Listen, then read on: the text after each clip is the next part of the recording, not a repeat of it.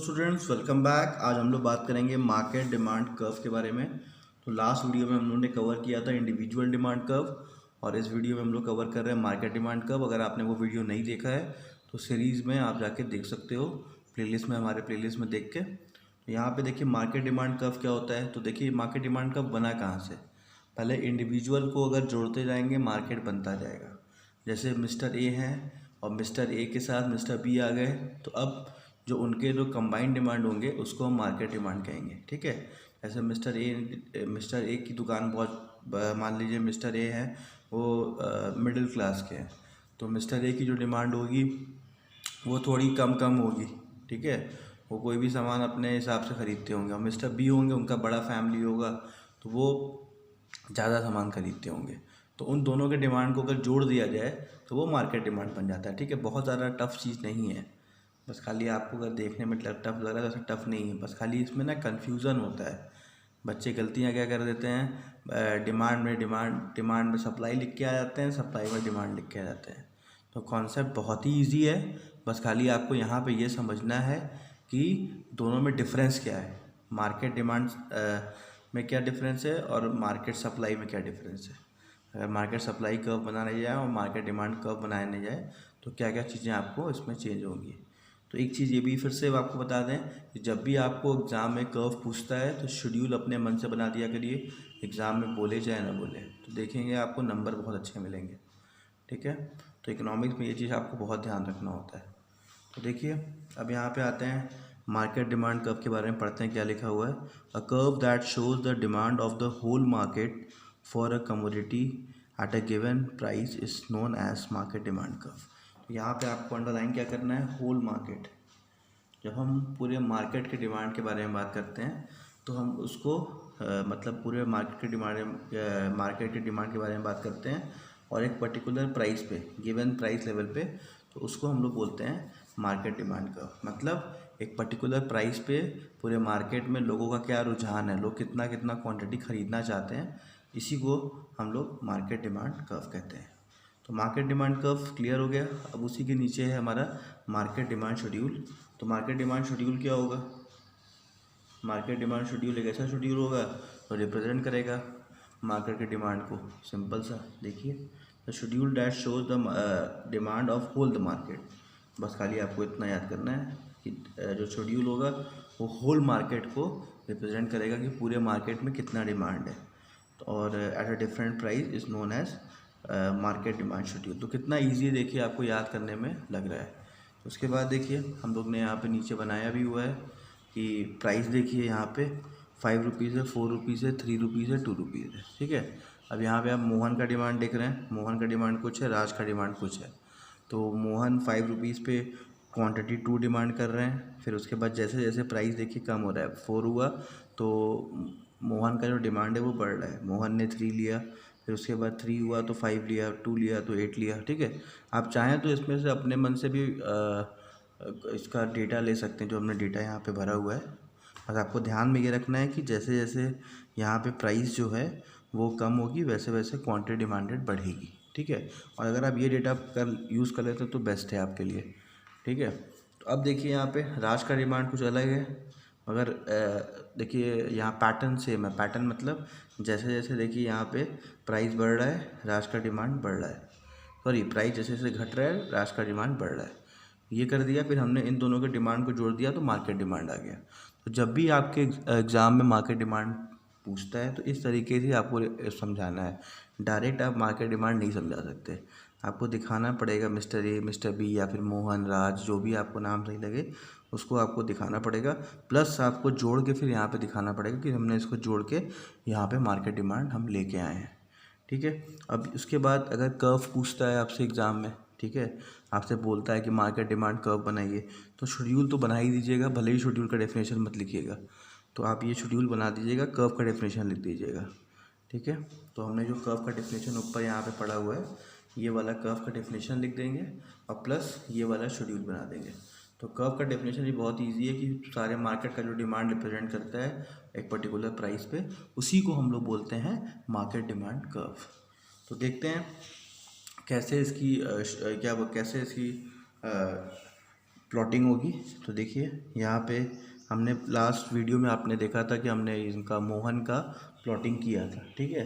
वैसे ही इस वीडियो में हम लोग मोहन का भी करेंगे, राज का भी करेंगे, प्लस मार्केट का भी करेंगे। तो इस तरीके से आपको एग्ज़ाम में भी करना है, तो इसका थोड़ा सा प्रैक्टिस करेंगे ना तो बहुत जल्दी बन जाएगा। अभी तो हम लोग जैसे समझाते तो धीरे धीरे बनाते हैं, लेकिन आप इसको 2-3-4 बार अगर अपने से प्रैक्टिस करेंगे तो ऑटोमेटिक आपका ये कर्व फटाफट बनने लगेगा, तो आपको समय नहीं लगेगा। तो देखिए 5 और 2 है, तो 5 और 2 पे आपने यहाँ प्लॉटिंग कर दी। दूसरा है 4 और 3 है, तो इधर 4 हो गया, इधर आपका 3 हो गया।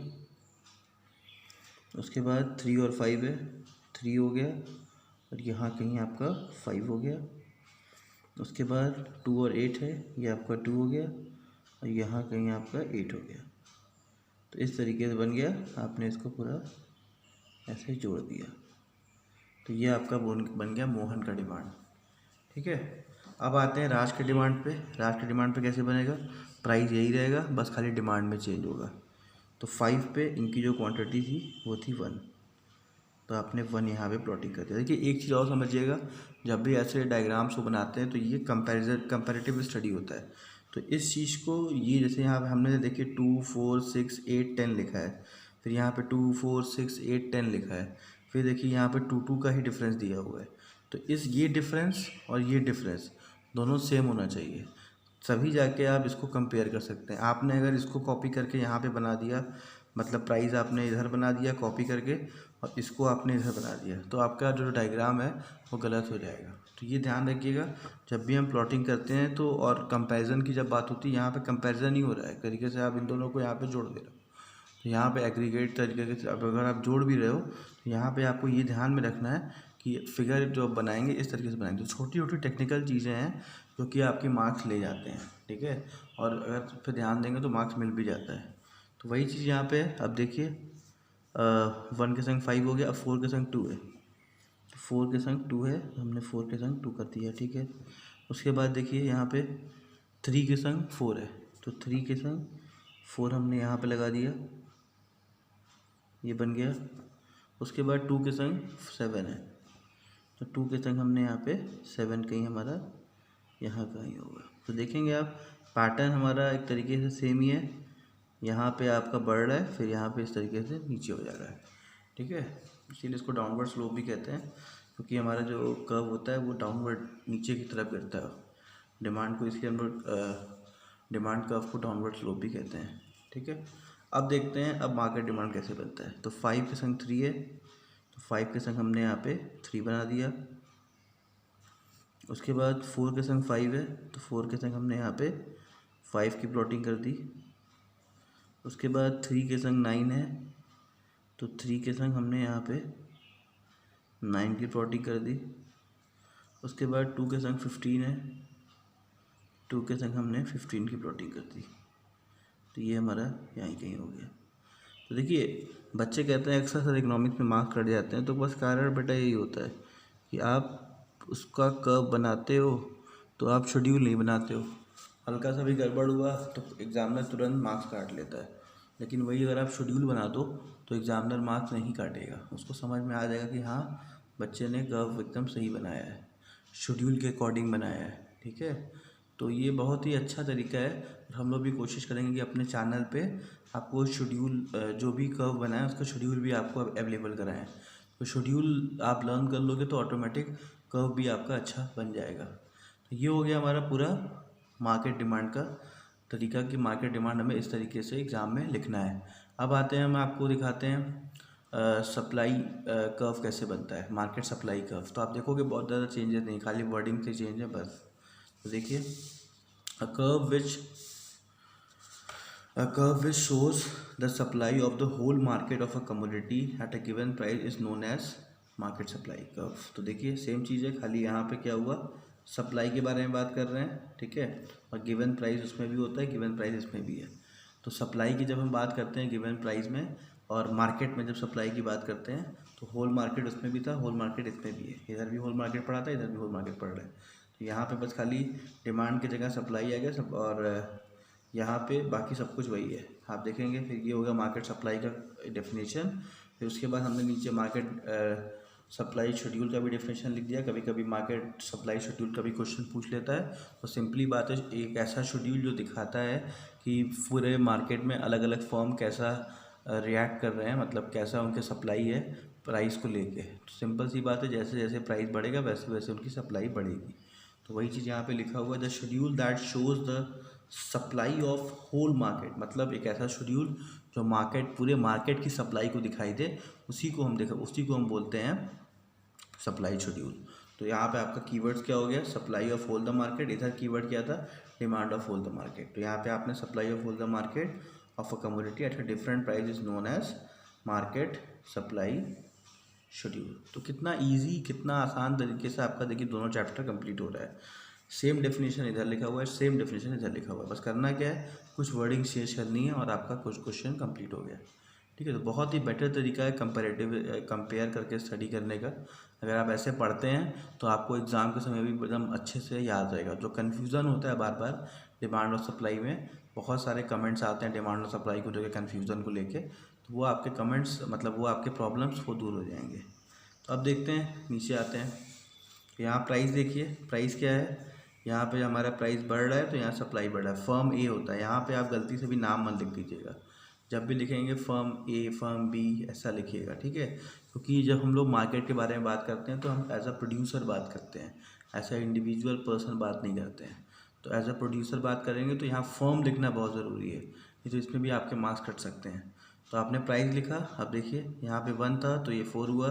ये जैसे जैसे देखिए बढ़ रहा है वैसे वैसे हमारा ये भी बढ़ रहा है, मतलब ये जैसे जैसे प्राइस बढ़ रहा है वैसे वैसे हमारी सप्लाई बढ़ रही है। तो फर्म ए की सप्लाई बढ़ रही है, फर्म ए बड़ा फर्म है, इसकी सप्लाई ज़्यादा बढ़ रही है। फर्म बी छोटा फर्म है, बढ़ तो रहा है लेकिन इनका सप्लाई कम बढ़ रहा है। तो ऐसे ही मार्केट में होता है, कोई बड़ा फर्म होता है, कोई छोटा फर्म होता है, लेकिन प्राइस जब बढ़ता है तो सबको प्रॉफिट कमाना होता है, तो सबकी सप्लाई बढ़ती है। ठीक है, तो यही आपको ये कर्व, ये पर्टिकुलर शेड्यूल दिखा रहा है कि अब मान लीजिए फर्म सी भी अगर हम यहाँ पे लिख देते हैं, एक और फर्म बना देते हैं, तो उसमें अब उसकी डिमांड, उसकी सप्लाई कुछ और रहेगी, लेकिन एक चीज़ कॉमन रहेगा कि प्राइस जब बढ़ेगा तो उसकी सप्लाई भी बढ़ेगी। ठीक है, तो ये आपका कॉमन रहेगा, इस पैटर्न को आपको याद रखना है कि डिमांड में क्या होता है कि हम producer consumer point of view से सोचते हैं, यहाँ प्रोड्यूसर पॉइंट ऑफ व्यू से हमारा पूरा फोकस होता है कि ज़्यादा से ज़्यादा पैसा हम कमा लें। तो ज़्यादा से ज़्यादा पैसा कब कमाइएगा, जब आप प्राइस बढ़ेगा और उसके साथ साथ आप सप्लाई भी अपनी बढ़ाएंगे, तभी तो पैसा कमाएंगे। यहाँ कॉस्टिंग नहीं बढ़ती है, इसको ध्यान रखिएगा। कॉस्टिंग आपकी सेम होती है, बस खाली मार्केट में डिमांड बढ़ने की वजह से प्राइस हाई होता है और सारे प्रोड्यूसर शिफ्ट हो जाते हैं गुड्स को प्रोड्यूस करने के लिए। इतना ज़्यादा आपको नहीं समझ में आ रहा है, याद करने में दिक्कत होती है, सिंपली याद रखिए कि प्रोड्यूसर को पैसा कमाना होता है, इसलिए प्राइस बढ़ती है तो वो अपना जो सप्लाई है वो बढ़ा देता है। तो अब इन दोनों को देखिए मैंने यहाँ पे जोड़ा, अब आके हमारा ये नया फिगर आ गया डिमांड मार्केट सप्लाई का। तो इस तरीके से आपको मार्केट सप्लाई दिखाना है। तो एग्ज़ाम पॉइंट ऑफ व्यू से भी आप मार्केट सप्लाई अगर पूछता है तो आप ऐसे ही दिखाओगे, और अगर मार्केट सप्लाई शेड्यूल पूछता है तब भी आप ऐसे ही दिखाओगे, डायरेक्टली मत दिखाइएगा। बच्चे गलती क्या करते हैं, पेन दिखा दिया और डायरेक्टली मार्केट सप्लाई दिखा दिया, तो इसमें नंबर्स मिलने के चांसेस बहुत कम हो जाते हैं। तो हमेशा समझिए कि मार्केट सप्लाई अगर कभी भी दिखाना है, 2 नंबर में भी पूछ रहा है, तो आपको ये दोनों तो बनाना ही पड़ेगा। तो जब भी क्वेश्चन पूछे तो आपका पूरा आंसर दीजिए ना, क्या दिक्कत है, कुछ भी अमाउंट लिख दीजिए यहाँ पे, ऐसा कोई दिक्कत थोड़ी नहीं, यही अमाउंट आपको लिखना है, बस खाली पैटर्न फॉलो करना है। पैटर्न क्या बोलता है, पैटर्न बोलता है जब प्राइस आपका बढ़ता है तो आपका ऑटोमेटिक सप्लाई बढ़ता है। पैटर्न याद कर लो, पैटर्न लिख दो, अपने मन से फिगर्स यहाँ लिख दो। ठीक है, तो आपने इसको प्लस कर दिया। अब देखिए इसका शेड्यूल बनाते हैं। हमने यहाँ बगल में इसलिए बनाया ताकि आपको समझ में आए कि क्या इसमें कंपैरेटिवली चेंजेस आते हैं। तो देखिए 1 के संग 4 है, तो 1 के संग हमने यहाँ पे 4 बना दिया। उसके बाद है 2 के संग 8 है, तो हमने 2 के संग यहाँ पे 8 बना दिया। उसके बाद है 3 के संग 7 है, तो 3 के संग हमने यहाँ पे 7 बना दिया।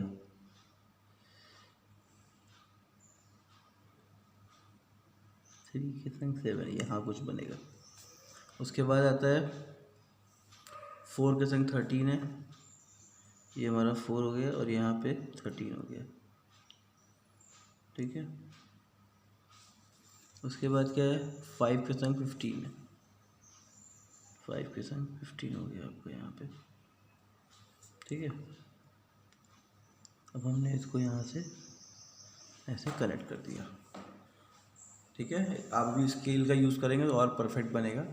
यहाँ बिना स्केल के हम लोग बना रहे हैं तो थोड़ा सा दिक्कत हो रही है, तो ध्यान रखिएगा कि इसको बार बार प्रैक्टिस करिए। प्रैक्टिस करेंगे तो जल्दी जल्दी बना लेंगे, ठीक है। 3-4 बार 5 बार प्रैक्टिस हो जाएगी आपकी, तो आसानी से आपका ईजिली जल्दी जल्दी बनने लगेगा ये, ठीक है। ध्यान रखिएगा। अब आते हैं नेक्स्ट। यहाँ पे देखिए 1 के साथ 2 है, तो 1 के साथ हमने यहाँ पे 2 को यहाँ पे डिनोट कर दिया। फिर 2 के संग 3 है, तो 2 के संग हमारा यहाँ पे 3 हो गया। उसके बाद है 3 के संग 7 है, तो हमारा 3 के संग यहाँ पे कुछ यहाँ पे आपका बन जाएगा। उसके बाद 4 के संग 8 है, तो 4 के संग 8 आपका यहाँ पे हो जाएगा, ठीक है। फिर 5 के संग 10 है, तो 5 इधर हो गया, इधर आपका 10 कुछ यहाँ बन जाएगा। तो इस तरीके से आपका शेड्यूल तैयार हो जाएगा। तो ये अपवर्ड रहता है, ठीक है। सप्लाई शेड्यूल जो हमारा होता है अपवर्ड होता है, क्यों? क्योंकि प्राइस बढ़ता है तो सप्लाई भी बढ़ता है। तो ऐसा भी क्वेश्चन आता है डाउनवर्ड क्यों होता है, अपवर्ड क्यों होता है, तो आप शेड्यूल बना के दिखा सकते हैं और बता भी सकते हैं कि इसमें प्राइस की वजह से होता है, क्योंकि यहाँ प्राइस बढ़ता है तो हम सप्लाई बढ़ा देते हैं। और ये डाउनवर्ड इसलिए होता है क्योंकि जब यहाँ पे प्राइस घटता है तो जो हमारा सप्लाई होता है, जो हमारा डिमांड होता है वो बढ़ जाता है। तो ऐसा भी क्वेश्चन कई बार पूछा जाता है कि क्यों डाउनवर्ड होता है, क्यों अपवर्ड होता है, तो ये चीज़ आपको ध्यान रखना है, ठीक है। अब आते हैं इसमें। अब इसमें देखिए 1 का 6 है, तो 1 का 6 हमने यहाँ पे लिख दिया। उसके बाद है 2 का 11, तो यहाँ पे आपका 2 का 11 हो गया। उसके बाद हो गया 3 का 18, तो ये हमारा 3 हो गया, इधर हमारा 18 बन गया। उसके बाद है 4 का 21, 4 हो गया यहाँ पे 21। उसके बाद 5 का 25, तो 5 का हो गया 25। तो आपका कर्व कुछ इस तरीके से तैयार हो गया। तो फिर से आपको ये बात बता दें कि जो डिफरेंस होता है, देखिए मैंने हमेशा इक्वल डिफरेंस रखा है, आप भी इक्वल डिफरेंस एग्जाम में रखेंगे। यहाँ पे 3-3 का डिफरेंस है, तो मैंने 3-3 का डिफरेंस पे भी रखा है, 3-3 का डिफरेंस इस पर भी रखा है, क्योंकि हम लोग एक साथ इसको दिखा रहे हैं कि क्या चेंजेस आ रहे हैं। तो इस चीज़ को ध्यान रखिएगा एग्ज़ाम में कि आपको ये जो डिफरेंसेस हैं, डिफरेंसेस सही रखने हैं ताकि आपको नंबर अच्छे मिले, मतलब पूरे मिले। और ये जो हमारा है ये तो भी हमारा डिफरेंस सेम ही है, ठीक है। तो इसके हिसाब से मत बना दीजिएगा, बस खाली लास्ट देखा करिए कितना है। 25 मैक्सिमम है, तो ऐसा कुछ बनाइए कि 25 के पास पहुंच जाएं। तो देखिए हमने यहाँ पर 27 बना दिया। इस तरीके से बनाएंगे तो आपको समझ में आएगा। तो 1-2 बार वीडियो देखिए, 1-2 बार वीडियो देखेंगे तो कॉन्सेप्ट और ज़्यादा क्लियर होगा, और इसको बार बार आप प्रैक्टिस करिए, ठीक है। और इस तरीके से कंपैरेटिव स्टडी करने से आपको देखिए आइडिया होगा कि आप एग्ज़ाम में कंफ्यूज नहीं होंगे। क्योंकि जब हम लोग कॉपी चेक करते हैं, देखते हैं, मोस्टली जो स्टूडेंट्स होते हैं वो कंफ्यूज हो जाते हैं डिमांड और सप्लाई में। इसीलिए कंपैरेटिव स्टडी है ताकि आप उसमें कंफ्यूज ना हो, ठीक है। तो अब फिर से वही बात कि अगर वो शेड्यूल पूछते हैं, अगर वो सप्लाई कर्व पूछते हैं, तो शेड्यूल आपको फ्री में बनाना पड़ेगा, ठीक है। और अगर तो शेड्यूल पूछते हैं तो कर्व बनाने की ज़रूरत नहीं है, केवल शेड्यूल बना के छोड़ दीजिए, ठीक है। लेकिन कर्व अगर पूछ लेते हो तो शेड्यूल बनाना है। तो इसीलिए प्रैक्टिस बहुत जल्दी जल्दी करनी है, ये आपका टाइम ना वेस्ट हो, ठीक है। हम लोग तो यहाँ समझा रहे हैं, बहुत आराम से बता रहे हैं, लेकिन एग्ज़ाम में बहुत ही स्पीड से आपको ये सब चीज़ें करनी होंगी। तो इसको बढ़िया से लर्न कर लीजिए ताकि आपको बनाने में दिक्कत ना हो। अब बात आगे के वीडियोज़ के लिए अभी नेक्स्ट जो हमारा पार्ट आएगा उसमें आप देखिएगा। प्लस जो भी वीडियो देखिए पूरा एक सीरीज़ देखिए, तब आपको पढ़ने में आसान होगा। बाकी सारे प्लेलिस्ट हमारे अलग अलग नाम से बने हुए हैं, आप देख के पढ़ सकते हैं। Thank you students for watching. हमारे चैनल को प्लीज़ सब्सक्राइब करिए और शेयर करिए। Thank you.